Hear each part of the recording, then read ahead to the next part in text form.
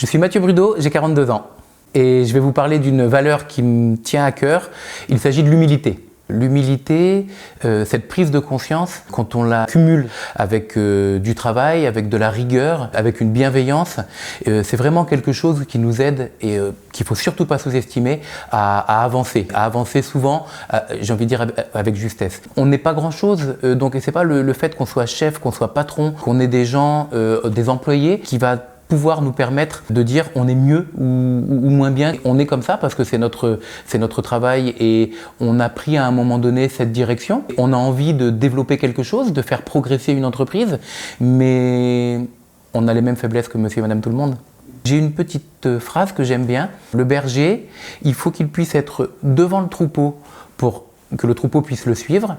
Il faut qu'il puisse être au milieu du troupeau pour être vraiment parmi et avancer avec lui. Et il faut qu'il puisse être derrière le troupeau pour pouvoir justement le pousser et ramasser un petit peu les gens qui vont être en difficulté derrière eux et continuer à les emmener avec lui. Voilà. Pour ce genre de schéma et pour ce genre de choses, il faut avoir de l'humilité. Oui. Alors l'humilité, plutôt force ou faiblesse, je vais dire force. La vie, pour le moment, me montre que ça ne m'empêche pas de progresser.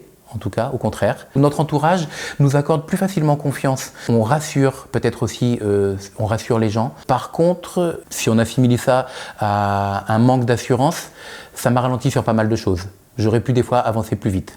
Il faut que tout soit à bonne dose, que ce soit équilibré. Il faut juste que ce soit à la bonne, comme à la cuisson d'un gâteau, à la bonne température et le bon temps de cuisson. On a pu décrocher une étoile. À l'heure d'aujourd'hui, je suis pas sûr qu'elle soit méritée. Parce que justement, j'ai toujours cette sensation de ne pas être à la hauteur, cette remise en question perpétuelle. Est-ce que je vaux ça ou pas? C'est difficile. Eux ont décidé que oui, mais moi j'en suis pas sûr.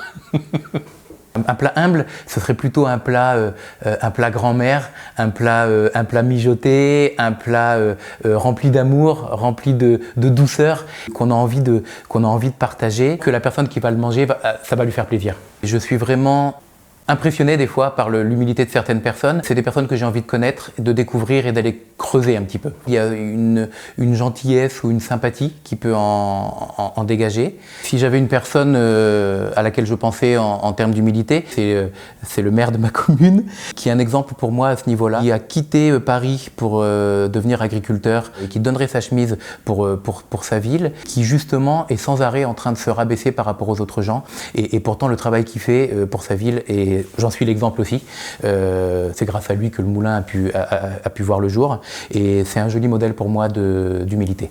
Quand il se rabaisse sur certains points, je lui dis tout le temps arrête de te mettre dans cette situation-là. Je pense que c'est vraiment une façon d'être. Et comme on dit, chasser le naturel, il revient au galop. On peut pas se décoller de ça comme ça. Quel conseil positif je donnerais à une personne humble? C'est de le rester, de continuer à l'être et de ne pas avoir peur peut-être de redresser la tête, de remonter les épaules et de prendre un peu de confiance en elle-même. Une citation de Victor Hugo que j'aime bien. Je ne suis rien, je le sais, mais je compose mon rien avec un petit morceau de tout.